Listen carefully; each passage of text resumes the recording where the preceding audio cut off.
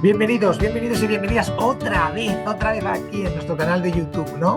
Muchas gracias. Ya sabéis que esta aventura la empezamos el profesor Emar Cuello, que está en la sala de máquinas. Hola, Jaime, ¿cómo estás? Hola, buenas, aquí estamos. Y el profesor Joaquín Castillo, pues en el 2020, ya os lo he contado muchas veces, me gusta empezar siempre así por hacer memoria, ¿no? Llevamos ya 40 y tantas entrevistas, seminarios internacionales, todo digital, todo en YouTube, todo accesible, para hablar de lo que nos preocupa, ¿no? Una conversación de estas que ya no se tienen ni en los cafés, ¿no? Sobre lo que pensamos, sobre lo que nos inquieta, sobre lo que nos anima. Y entonces, bueno, pues hoy tenemos mucha suerte porque tenemos con nosotros a Juan Brea, que es un grandísimo investigador. Hola, Juan. Buenas, Antonio, Jaime, encantado de estar aquí. Pues es un joven investigador, cosa que ya está muy bien, doctor en trabajo social, que además está trabajando en un proyecto europeo, SER, un proyecto de casi 6 millones de euros, en el que él es un investigador en este proyecto contratado por la UNED, que es uno de los socios de este proyecto gigante, ¿no? Sobre solidaridad intergeneracional. Y la verdad es que a veces me pasa, ¿no? Cuando estamos aquí, pues Chami y yo normalmente pensando en a quién entrevistar y cómo presentaros, ¿no? Porque esto queda ya para siempre, ¿eh? Dentro de nuestra modestia, pues conversaciones interesantes, y no hay nada más que más interesante que una conversación distendida donde intentamos pensar y no simplemente polarizarnos con los demás, como ocurre en nuestro contexto actual social, ¿no? Tan polarizado, tan partisano, pues es un tema muy importante el que ha investigado Juan, que tiene que ver con la participación, la solidaridad intergeneracional y en todo esto cómo afecta una administración digitalizada y una sociedad digitalizada. O sea que lo primero, Juan, es cuéntanos, ¿por qué te hiciste trabajador social? ¿Por qué estás investigando en estos temas? Bueno, creo que no me preguntan de por qué decidí, ¿no? O opté por estudiar trabajo social desde que estudiaba trabajo social. Es una pregunta un poco compleja, pero bueno, por empezar así por el principio, ¿no? Valga la redundancia.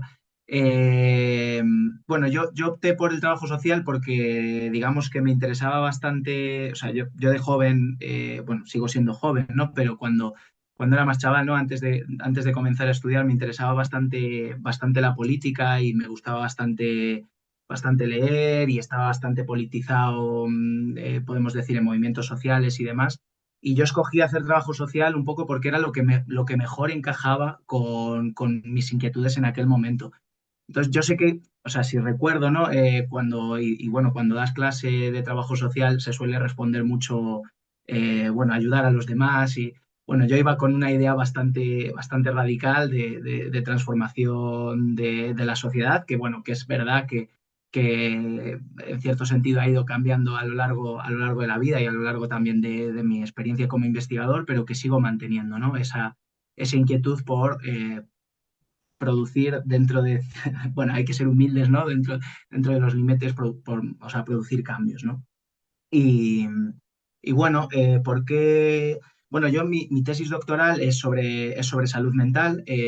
A mí en mi proceso, en la tesis doctoral, me coincidió el COVID-19, lo cual afectó en gran parte al trabajo de campo que yo estaba haciendo, porque mi trabajo de campo, un poco siguiendo estas inquietudes de cuando yo empecé a estudiar el trabajo social, era vinculado con la salud mental y los movimientos sociales y políticos, ¿no? Y claro, los movimientos sociales y políticos con el COVID-19 pues pegaron un bajón, ¿no? Y yo estaba investigando pues también cosas que se realizaban en centros sociales ocupados también, en movimientos sociales de muchas características que tenían un alto componente de presencialidad. Y digamos que con el COVID-19 esto desaparece, muchos movimientos desaparecen como tal, muchos grupos que más o menos tenían actividad dejan de tenerla, pero también se produce lo contrario, ¿no? Precisamente a través de este boom que supuso las videoconferencias, ¿no? Como esta que estamos teniendo ahora, ¿no? O este tipo de posibilidad que si bien ya existía antes, no era tan conocida, empieza a ser utilizada por estos movimientos sociales. Y de hecho yo mi trabajo de campo lo hago con grupos de discusión de forma telemática, con sus potencialidades y sus limitaciones, ¿no? Y, y muchos de estos grupos empiezan a también a estar más interconectados entre ellos precisamente gracias a, a este tipo de tecnología, ¿no? Ellos utilizan, bueno, en algunos grupos utilizaban Jitsi, en otros grupos utilizaban otras, que es como bueno, algo parecido a Meet, ¿no? Pero de open source y utilizaban también otras herramientas de videoconferencia. También utilizan, bueno, además de grupos de WhatsApp, por supuesto, y todo este tipo de cuestiones, también empiezan a hacer manifestaciones a través de lo digital, porque digamos que uno de los eventos en este ámbito de movimientos sociales y políticos en la salud mental es el Día del Orgullo Loco. Y claro, durante el COVID no se podía celebrar y digamos que a través del uso de hashtags y por redes sociales pues también hicieron el evento, ¿no? Bueno, yo creo que fue bastante exitoso dentro de las limitaciones de este movimiento. Y, y bueno, yo creo que no sé si he respondido o me he ido un Sí, poco sí, por sí, las sí, ramas. está claro que nos viene muy bien. Además, mira, no todas las veces le preguntamos a la gente cómo comenzó y es una buena historia porque decía un filósofo, ¿no? Un catedrático de filosofía, se llama José María Ripalda, que uno no escribe, le escribe su institución. Es tu mecanismo en el cual te socializas el que determina en parte quién eres, cómo escribes y cómo te desarrollas, ¿no? Entonces, claro, pues por eso es muy interesante entrevistarte. En el ámbito de este ámbito de solidaridades y de movilizaciones digitales, ¿qué principales cambios has percibido tú en estos 5 años a través de tu proceso de investigación, ¿no? ¿Qué te ha llamado más la atención de todo este proceso en el que tú eres protagonista, además como joven? Sí, bueno, a ver, ¿qué cosas me han podido llamar la atención? Bueno, me llamó la atención lo fácil que personas que nunca han tenido, de diferentes edades, que nunca han tenido acceso, o sea, que nunca les ha interesado lo tecnológico, no que no tuviesen acceso, sino que nunca le ha interesado lo tecnológico y que nunca habían utilizado pues, herramientas digitales para, ya sea para organizar una acción social, ya sea para una acción política, ya sea para organizar grupos de ayuda mutua, ya sea, ¿no? Para lo que sea lo rápidamente que se acostumbraron al uso de estas tecnologías con el COVID-19. Y hablo de personas también muy mayores, ¿no? Porque, bueno, una de las cosas que más me sorprendió durante esa, digamos, esa investigación fue que yo pensaba que me iba a encontrar con gente mucho más joven y me encontré con gente ya de una determinada edad, ¿no? Que también precisamente por esa edad tenían más facilidades a la hora de ser críticos con la psiquiatría y, bueno, que, digamos que tenían una trayectoria, ¿no? Que cuando eres más joven, pues quizá estás todavía en un momento de, bueno, vamos a ver qué pasa, ¿no? Y lo rápido que se acostumbraron al uso de esas tecnologías y que muchos, ya digo, tienen muchas limitaciones, pero una de las potencialidades fue que permitió que muchos grupos se interconectasen de diferentes territorios, aparecieron también colectivos y grupos podemos decir, a nivel de Estado, es decir, que no estaban localizados territorialmente, sino que pues gente de Asturias, con gente de Madrid, con gente de Cataluña, con gente de Galicia, ¿no? Y que formaban parte del mismo grupo y que tenían grupos con bastante actividad, cosa que antes del COVID-19 era más complejo, aunque sí, también existían, pero bueno, no de este mismo modo.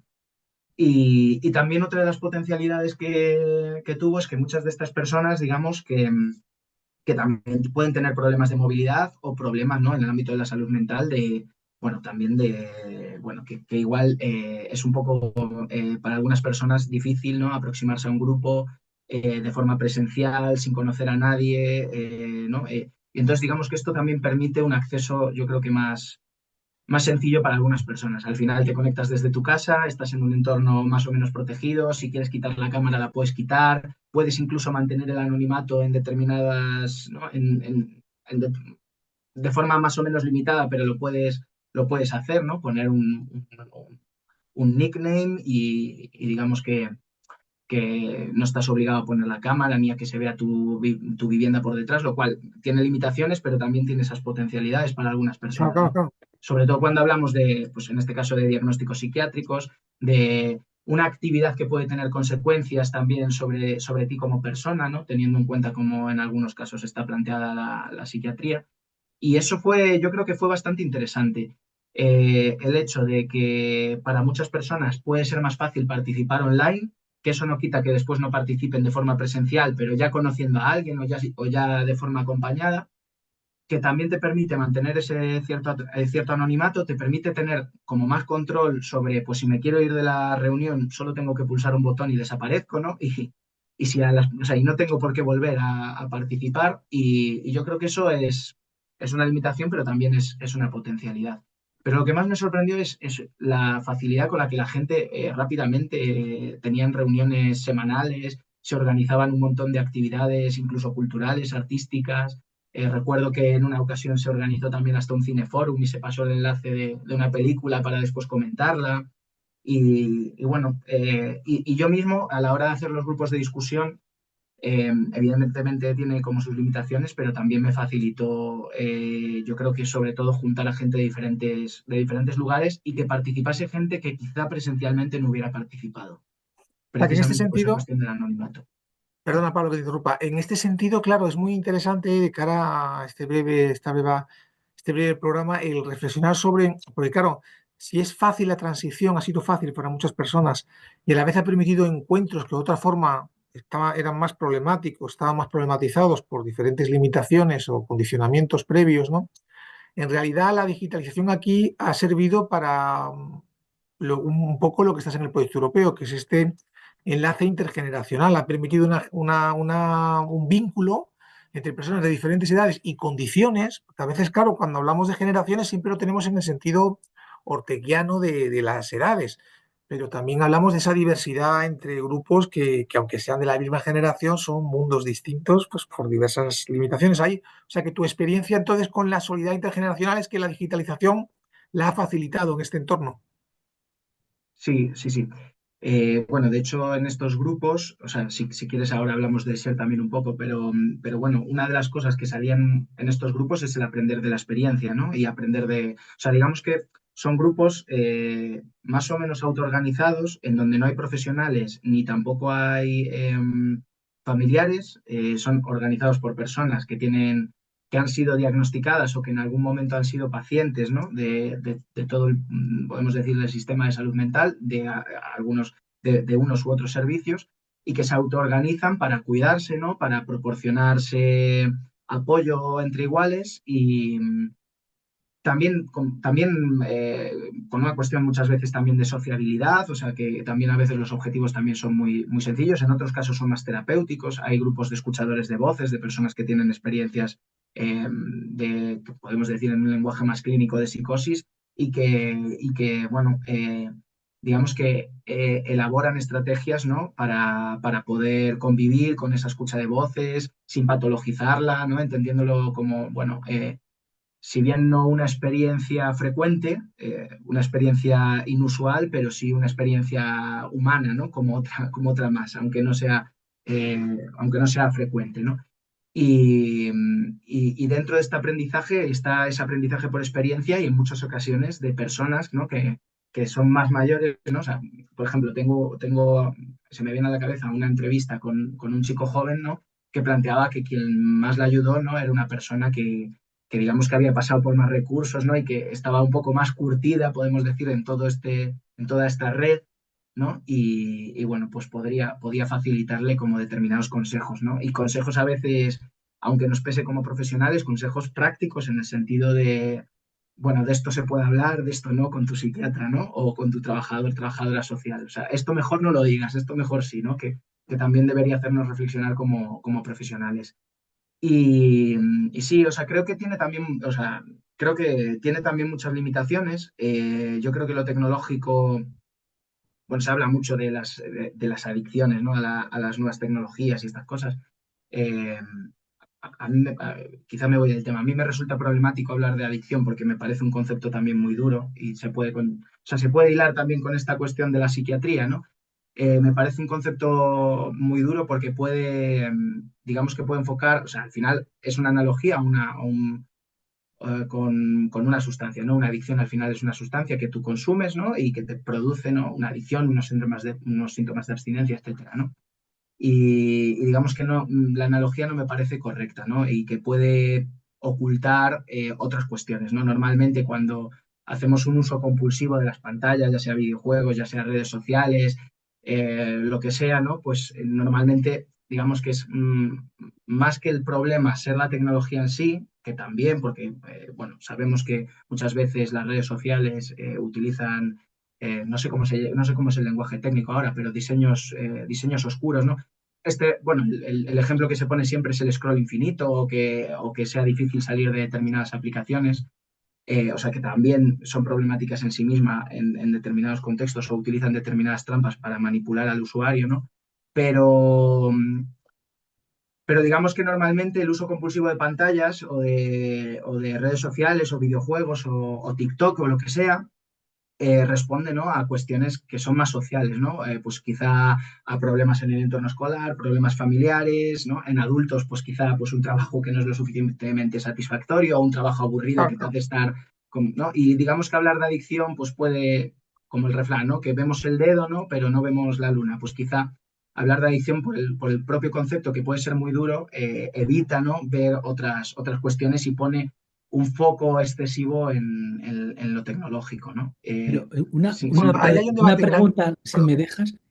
¿Por qué dices que el concepto adicción suena duro? No lo acabo de entender. porque o sea, lo vinculo con esta analogía con la cuestión de las drogas, ¿no? Y con una cuestión, pues quizá también es por este tema de la salud mental, más vinculado con una perspectiva más individual, más que bebe de la psiquiatría, perdón, de la psicología, ¿no?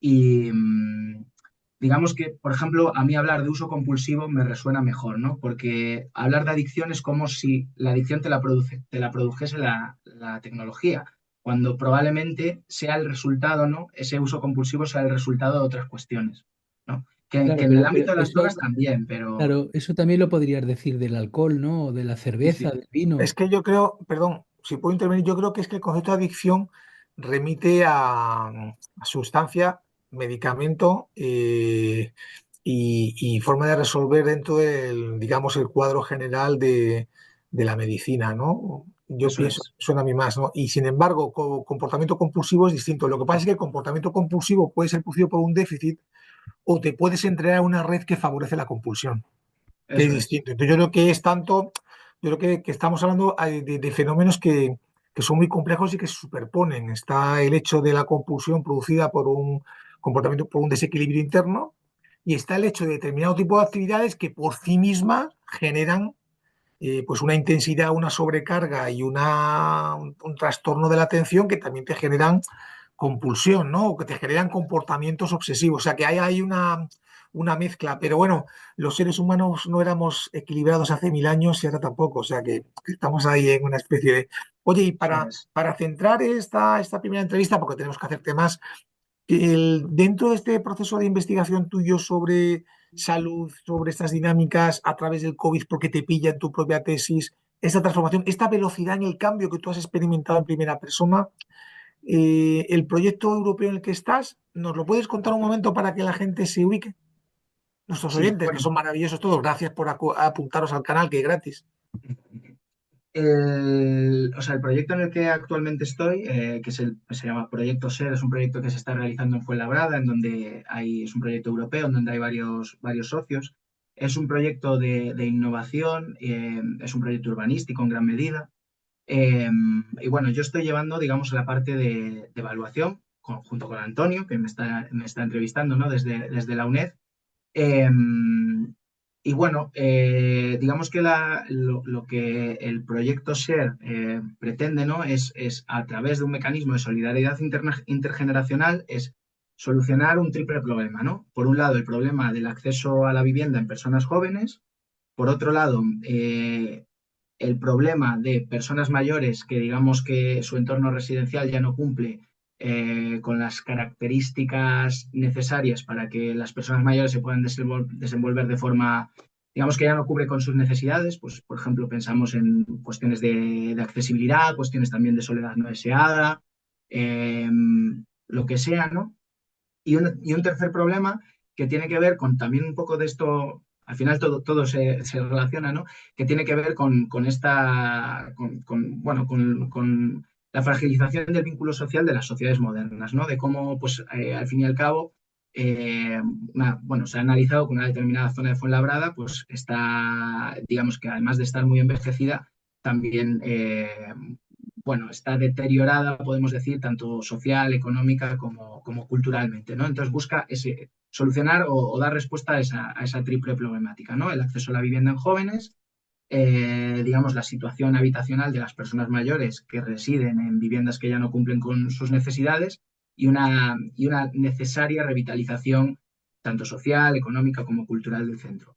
Y entonces, dentro de ese mecanismo de solidaridad intergeneracional está que las personas mayores, digamos, a ver, ¿cómo reformulo esto, no? Digamos que se busca rehabilitar un edificio que está en desuso para proporcionar apartamentos para toda la vida, ¿no? Tal y como está planteado en el proyecto, es decir, una alternativa residencial para personas mayores, un poco algo parecido al co-living, pero sin llegar a serlo, ¿no? En esos apartamentos que dejan, ¿no? Pues facilitar el acceso en régimen de alquiler a personas jóvenes, ¿no? Por debajo del mercado, ¿no? Que sabemos que está como muy, muy tensionado y que es muy caro el precio del alquiler, ¿no? Entonces, digamos que habría este mecanismo de solidaridad intergeneracional. Dentro de esta evaluación que yo estoy, que estamos realizando, ¿no? La estamos realizando dentro de una lógica de investigación-acción participativa y evidentemente, como no podía ser de otra forma, lo digital está ahí, ¿no? La investigación-acción participativa requiere por su propia lógica de tener pues, un número bastante elevado de reuniones, bueno, de discutir muchas veces, ¿no? Digamos, de absolutamente estar en todos los procesos, tanto de diseño, de, digamos, de trabajo de campo, de elaboración de informes, de devolución de resultados. Digamos que la lógica es que el grupo motor o las personas que van a integrar toda esta, digamos, todo este proceso participativo estén en todas las etapas, ¿no?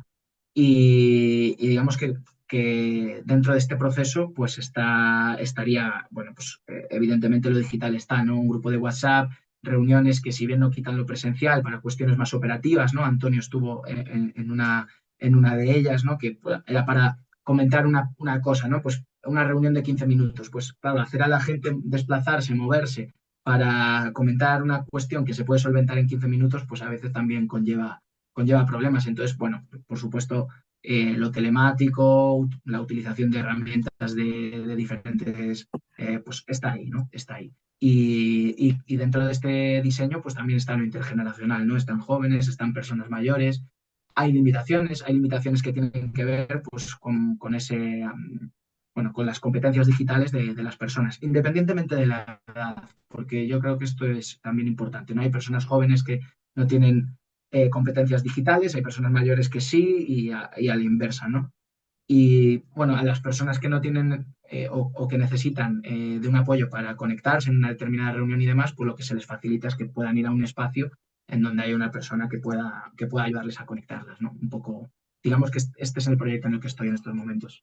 Oye, pues muchas gracias, muchas gracias. Bueno, pues no te he robado más tiempo. Muchas gracias por dedicarnos un poquito de tiempo. Y lo que sí que es cierto es que con gente joven como tú, pues el trabajo social tiene futuro en España y en lengua española en Latinoamérica. Así que, oye, muchísimas gracias, Juan, muchísimas Nada, gracias. muchas gracias a vosotros, tanto Antonio como Chaime.